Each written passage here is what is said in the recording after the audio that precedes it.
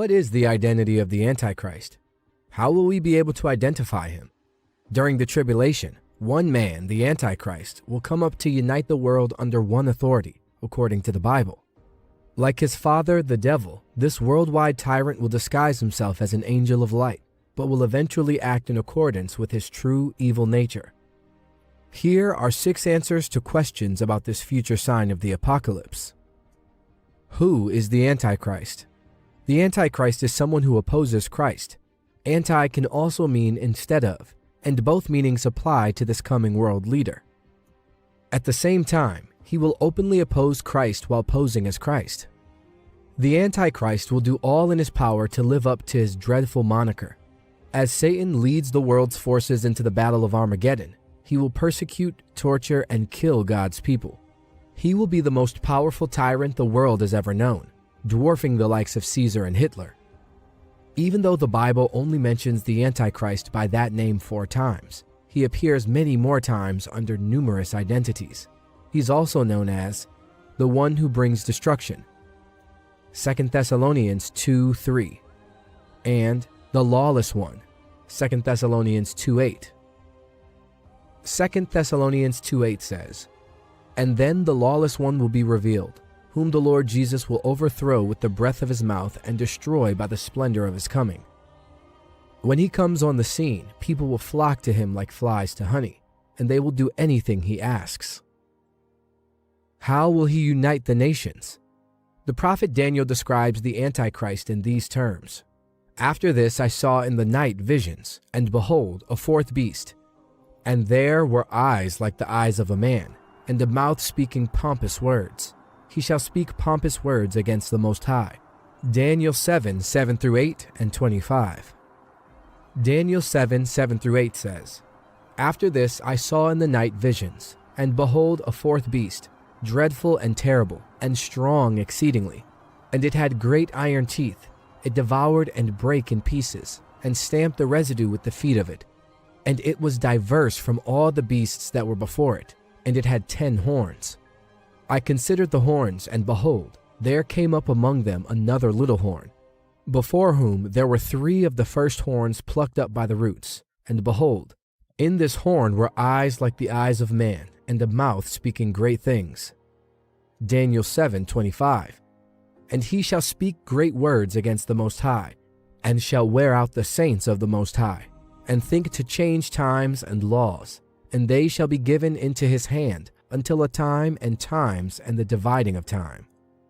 As Daniel predicts, the next world leader will be known for his or her eloquence, which will attract the world's attention and administration.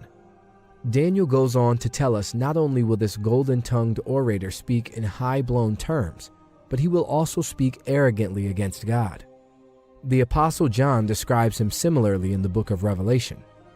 "The beast was given a mouth to speak arrogant and blasphemous words, and authority to act for 42 months. Revelation 13:5.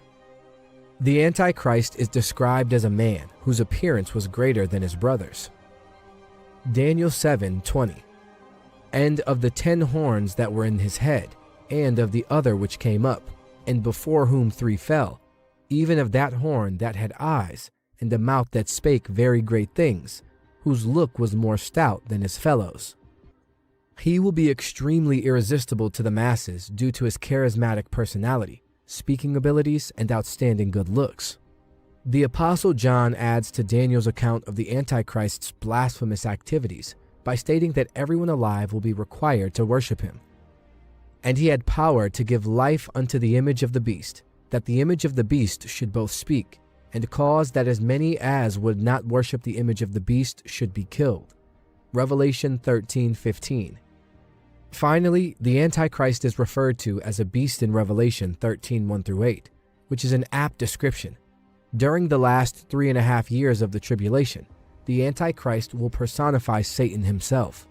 2 Thessalonians 2:9 says, "The coming of the lawless one is according to the working of Satan, with all powers, signs, and lying wonders." The Antichrist will progress from being a regional leader to a world leader, a ruthless global tyrant, and finally a god. Revelation 13:1-8. "And I stood upon the sand of the sea, and saw a beast rise up out of the sea, having 7 heads and 10 horns, and upon his horns 10 crowns, and upon his heads the name of blasphemy. And the beast which I saw was like unto a leopard, and his feet were as the feet of a bear, and his mouth as the mouth of a lion. And the dragon gave him his power, and his seat, and great authority. And I saw one of his heads as it was wounded to death, and his deadly wound was healed, and all the world wondered after the beast. And they worshipped the dragon which gave power unto the beast, and they worshipped the beast, saying, Who is like unto the beast?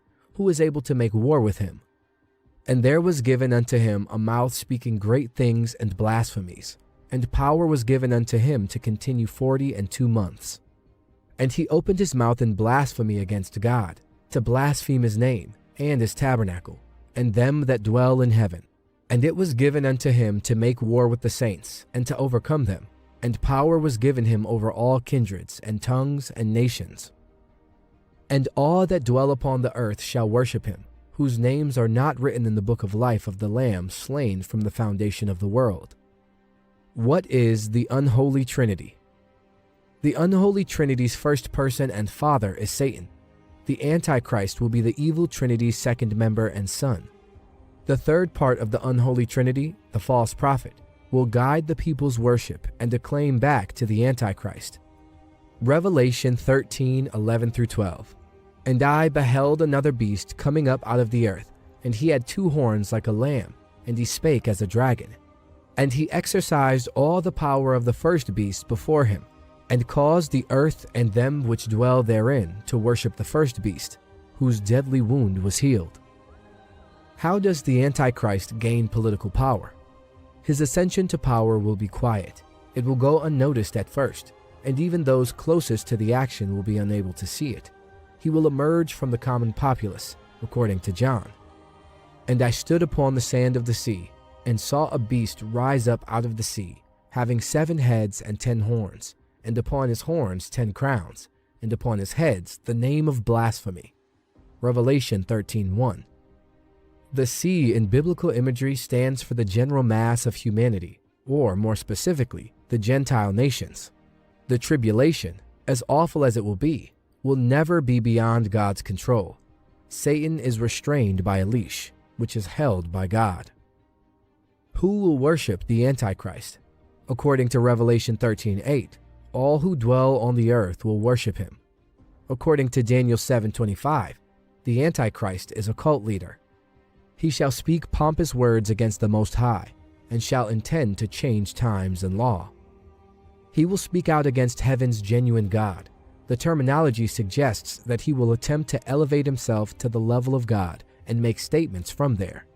2 Thessalonians 2:4 says, The Antichrist opposes and exalts himself above all that is called God or that is worshipped, so that he sits as God in the temple of God, himself showing that he is God.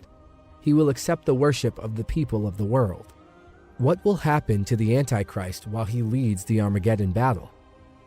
The people will become more dissatisfied with the leadership of this global dictator who has broken every promise he has made throughout the Battle of Armageddon. Major parts of the world will begin to build their own military forces in an attempt to overthrow him. And at the time of the end shall the king of the south push at him, and the king of the north shall come against him like a whirlwind, with chariots and with horsemen, and with many ships, and he shall enter into the countries, and shall overflow and pass over. Daniel 11:40. Some of the initial attempts at rebellion against the Antichrist will be crushed by the Antichrist, but something happens that prevents him from achieving his aim of destroying Israel and Jerusalem. But tidings out of the east and out of the north shall trouble him. Therefore he shall go forth with great fury to destroy, and utterly to make away many. Daniel 11:44. The Bible leaves no doubt as to the source of the news that so disturbs and enrages the Antichrist. And the 6th angel poured out his vial upon the great river Euphrates, and the water thereof was dried up, that the way of the kings of the east might be prepared. Revelation 16:12. The Euphrates is one of the greatest rivers in the world. With the disappearance of the Euphrates, the Antichrist will be susceptible to attack by the rulers of the east if the Euphrates disappears. Their arrival will signal the start of the biggest battle in human history. Mari ikut Yesus. Mari ke jalan yang benar. Tuhan berkati.